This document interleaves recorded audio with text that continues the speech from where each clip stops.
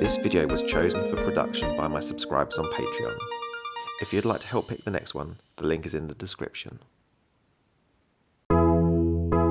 Hallo Oli, fish la dju te mich Sodric in Tegni ni Sodor. In this video, I'll be looking at the history of the language of Sodor, as well as how to make names in Sudric for towns and geographical features. When Wilbur and George were creating the island of Sodor as the setting for the stories of the Railway series, they spent a good deal of time developing the island's history, people and character. To this end, Sudric was invented for the islanders to speak. The language is noted as a variation of Manx, the language of the neighbouring Isle of Man. The two islands share a similar early history, so the similarities in tongue make sense. Sudrians are, in the main, Celtic people, and their language is Celtic.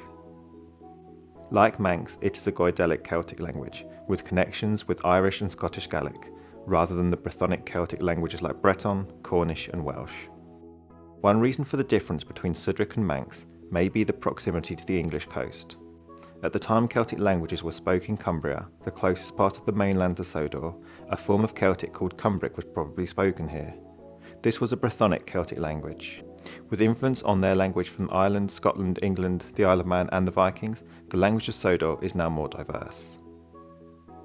The island has several areas where influence from overseas languages can be seen, such as the Vikings around the Isle Valley and English near the modern developments near Knapford. The accent on Sodor is probably similar to Cumbrian, but with their close-knit community and rejection of outsiders, whom they refer to as come-overs, this is not certain. Aside from the phrase na buela, which means I have no English, we never get a sense of the language being spoken. I made up the sentence in the introduction by piecing together the phrases in Manx, copying the Manx word order as best I could, and altering it slightly. Most of our information about Sudric comes from the place names and surnames given in the Island of Sodor books and the maps of the island. We were first introduced to Sudric in the foreword to Four Little Engines in 1955. Although the etymology isn't discussed, nor the language named, it was the first instance of the Sodor language in the series. 3 books earlier, in Toby the Tram Engine, we see a sign with place names. However, these are not Sudric, rather names from the Norse invasion. Some of the place names and features shown on the maps and discussed in the island of Sodor change over different publications. One example would be the lake Chibir Ulf, which has 2 different spellings, and Dublin Moor, which has 3. These could of course be errors, but could also show the development of a place name over time, as well as the subtle differences in language depending on where you're from. A further example is the town of Norranby, which was formerly called Normanby. The name was changed by the time of the Island of Sodor book, and has been retconned as a name that changed over the years. Place names often change slightly over time, and often get changed by new people coming in and changing the language, either in large or small ways. As an example, what would you call this? Now, I would call this an alley, and I'm sure many English speakers would agree with me, but my family from Sussex all call this a twitten. In the northeast, this is often called a lonning, and perhaps the most widely used example is ginnel throughout the north, particularly in Manchester and Yorkshire. I think this example shows not only that older folk words are slowly eroded and replaced with widely used words, but also that those words are passed down based on the history of that area and can sometimes be spelled differently by people who don't live too far apart. Another example of place names getting corrupted, changed or simplified over time can be found in this village close to me. Here is how it's spelled. Have a guess how it's pronounced. Trosley. And so, as the pronunciation does not fit the spelling, the village can now be spelled either way. The place names and names of geographical features are where we get most of our Sudric words from. As such, we don't get much of a sense of syntax, grammar or word order in the Sudric language. What we do get is a lot of descriptive features which you often get with place names. Looking at place names on Sodor, many are taken directly from Manx, some change slightly and others change a lot. For example, Ballamoddy is exactly the same as in Manx, meaning dog farm.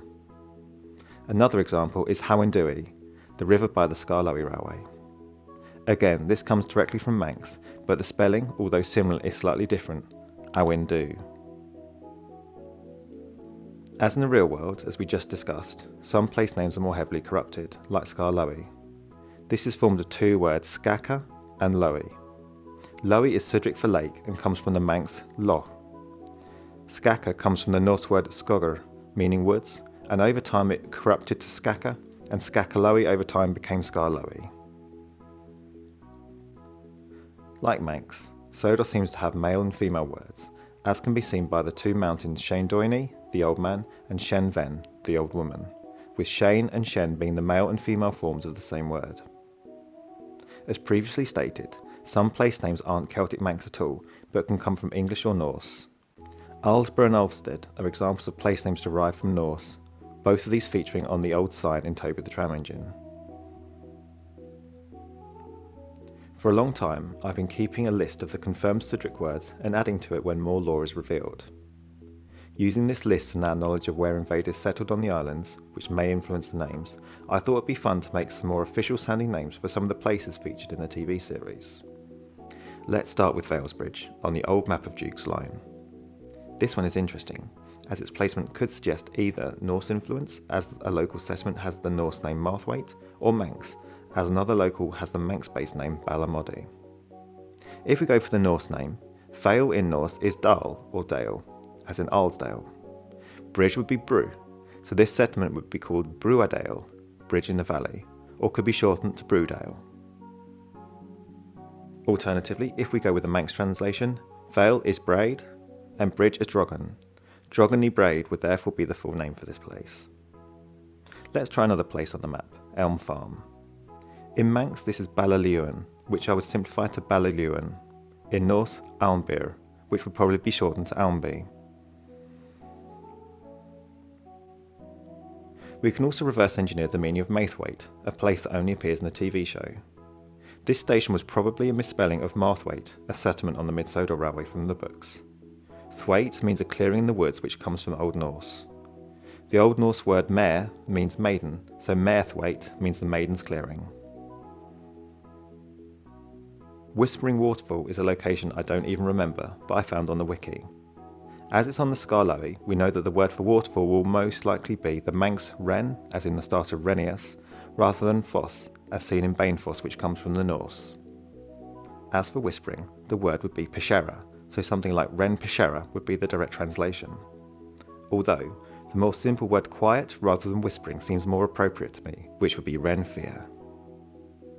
I've made up many Sudric places before for myself, but only once has one appeared in the video. I named this water stop Teashti, a translation of Waterhouse, which is this place's name on the Talaclin in Welsh, Tydur. If you want to make them up for yourself, there are several good Manx translation tools online, as well as Old Norse dictionaries. One book I would recommend though is The Surnames and Place Names of the Isle of Man by A.W. Moore. It is from 1890 but still published today, and was useful for a lot of the background information for this video, as well as a guide on the place names. With Sudric though, we only have a few place names and one phrase to guide us, so it is hard to know too much about it for definite.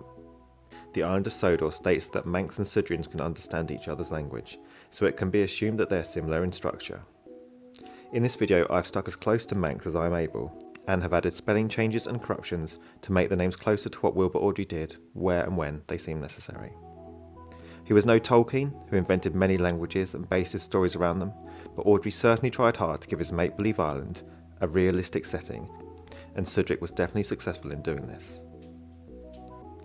What I will do at some point is make a complete list of all the Sudric we have confirmed and go through the meaning and origin of the words, as some can be hard to trace where the words originate from, like Skarloe.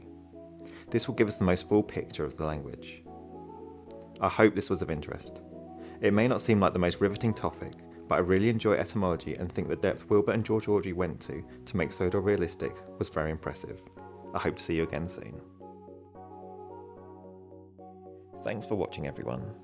If you enjoyed this video, please consider subscribing to the Patreon like these fine folk to help pick the next video subject, get early access to new content and help support the channel.